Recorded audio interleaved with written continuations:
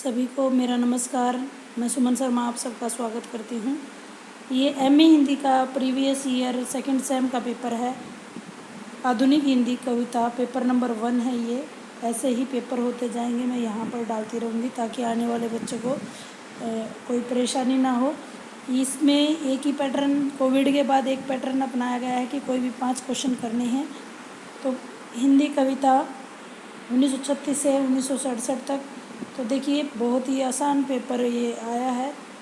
छायावादोत्तर काव्य की सामाजिक और सांस्कृतिक परिवेश आपने बताना है, या आप परिस्थितियों की बात कर सकते हो। प्रगतिवाद की प्रवृत्तियाँ यहाँ बतानी है। प्रवृत्तियाँ और विशेषताएं एक ही बात होती है। विशेषताएं, नई कविता की भी प्रवृत्ति पूछी गई है। पहली यूनिट इसी की है, प्रगतिवाद, प्रयोगवाद और नई कविता।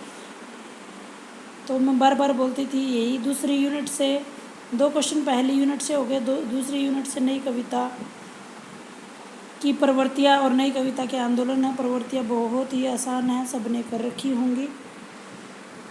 इससे रिलेटेड वीडियो भी आप देख सकते हो, सीक्वेंस में सारे वीडियो डले हुए हैं। 2 ये पद्यांश हैं। पहला पद्यांश क और ख में से एक करना है, यानी टोटल 16 नंबर का प्रश्न है। 8 नंबर के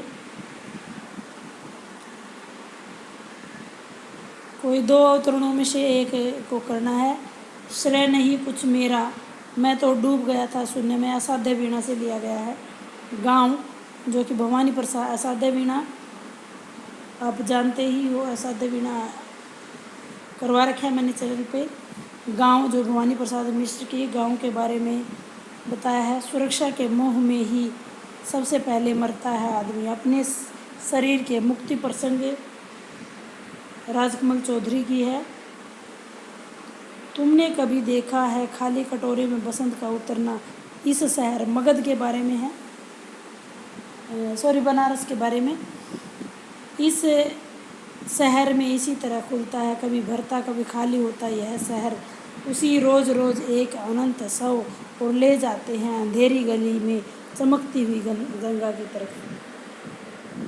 छठा जो प्रश्न है वो किन्हीं एक प्रश्न को करना है। भवानी प्रसाद मिश्र की जो लास्ट वीडियो है इसी के ऊपर डाला हुआ है। भवानी प्रसाद मिश्र की काव्यगत विशेषता या साहित्यिक विशेषता एक ही बात है। ब्रह्म राक्षस कविता का उद्देश्य ये भी मैंने करवा रखा है। ब्रह्म राक्षस में आप देख सकते हो, बादलों को घिरते देखा में प्रकृति चित्रण और उर्वशी के तृतीय सर्ग में भाषा शैली। केदारनाथ सिंह की कविताओं की विशेषताएं लिखिए। मुक्ति प्रसंग का उद्देश्य। और 9वां क्वेश्चन जो कि छोटा प्रश्न है, कोई कंपलसरी नहीं है लेकिन बहुत ही आसान प्रश्न है।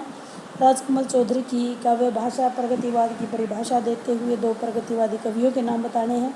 तारक सप्तक का महत्व बताना है प्रयोगवाद में। और नई कविता का परिचय देते हुए 2 कवियों का साहित्यिक परिचय दीजिए। नई कविता में सामाजिक परिवेश, भूल गलती का उद्देश्य, असाध्य वीणा का उद्देश्य और मगध कविता का मुख्य स्वर क्या है। उम्मीद करती हूँ वीडियो आपके लिए लाभप्रद रहेगा। धन्यवाद।